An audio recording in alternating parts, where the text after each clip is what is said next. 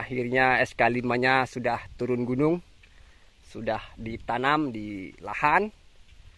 Ini untuk usia tanamnya usia 13 bulan ya, karena melewati target. Kemarin mau niat tanam di usia 12 bulan karena tidak ada hujan, masih dalam musim kemarau, makanya ini begitu tiba musim penghujan kita langsung tanam. Jadi untuk SK-nya seperti ini.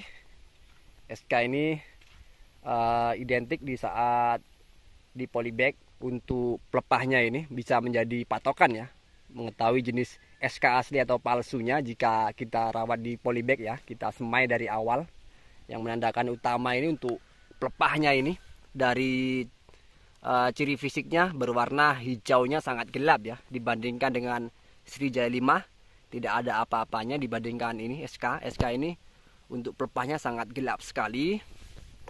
Jadi seperti ini dari SK5 atau Sriwijaya Simikron 5. Barangkali rekan kita atau rekan-rekan ingin tanam dari SK5 ini, ada rencana, belum tahu spesifikasinya, bagaimana pendapatannya, bagaimana jarak tanamnya, saya ulas di sini ya. Mudah-mudahan bisa menjadi sharing yang bermanfaat, menjadi sharing yang bisa dipahami untuk rekan-rekan semua. Yang ada niatan tanam SK5 segera dilaksanakan tanam. Jadi untuk SK5 ini pertama-tama untuk panjang pelepahnya adalah 518 cm ya, termasuk golongan pelepah pendek. Jadi rekan-rekan bisa gunakan jarak panjang ini 8x8 ataupun 8x7 ya. Itu masih cukup ideal untuk SK5 ini. Dan untuk pendapatan tonasenya di perkebunan SK5 ini bisa menghasilkan per hektarnya bisa menghasilkan 34,3 ton ya. Jadi untuk pendapatan tonase ini jangan dijadikan patokan atau jadikan anutan ya. Jadi kalau bibit sawit ini baik varietas unggul, jika kita bisa merawatnya dengan baik, itu angka spesifikasi tonase itu hanyalah coretan ya. Karena apa? Bisa lebih, bisa kurang ya. Itu yang dikatakan spesifikasi 34,3 ton itu rata-ratanya untuk pendapatan tonasenya seperti itu. Tapi jika kita bisa merawatnya dengan lebih baik lagi, lebih cermat lagi, lebih jos lagi, untuk tonasenya ini bisa luar biasa hebat ya.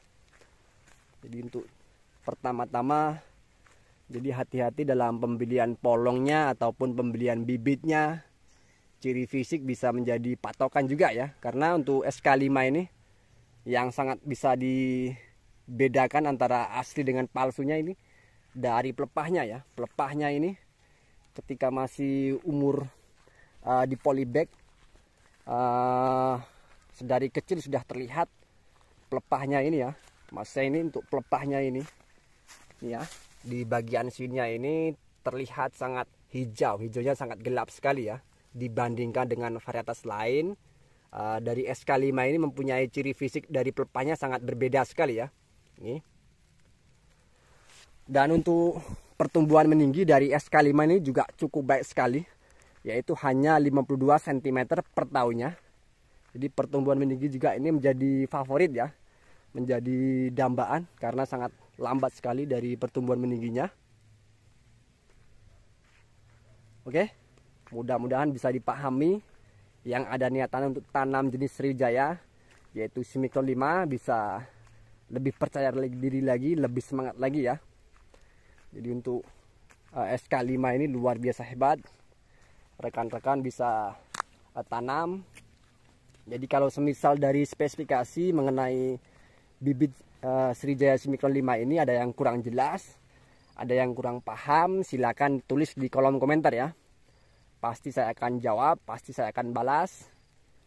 Jadi seperti ini dari SK5 yang baru ditanam kemarin sore ya. Ini karena saya datang lagi hari ini karena semalam ini hujan deras.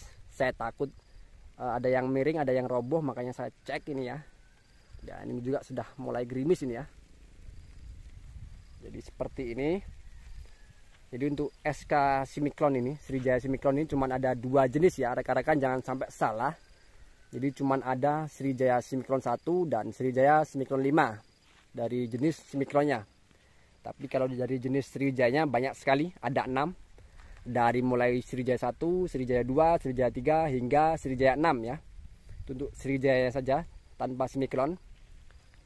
Nah, oke. Mudah-mudahan bisa dipahami. Di tonase dari SK5 ini 34,3 ton. Itu kita anggap coretan saja. Nanti kalau untuk masalah performa tonase ini, pendapatan ini tergantung dari kita ya. Jika kita dapat merawatnya dengan bagus, mudah-mudahan tonasenya akan lebih tinggi lagi. Tapi itu tadi, jika kita tidak bisa memperlakukannya dengan baik untuk bibit sawit yang kita tanam sekaligus jenis unggul, tentunya untuk pendapatan tonasenya jangan harap bisa banyak ya. Oke. Jadi kalau ada yang pertanyaan silakan tanyakan di kolom komentar.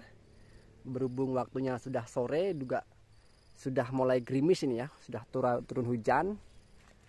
Jadi untuk tanam sawit ini untuk keadaan cuaca bisa dikondisikan di musim penghujan ya. Karena di musim penghujan ini sangat baik sekali, bisa membantu pertumbuhan kita, sawit yang kita tanam semakin baik, semakin cepat ya.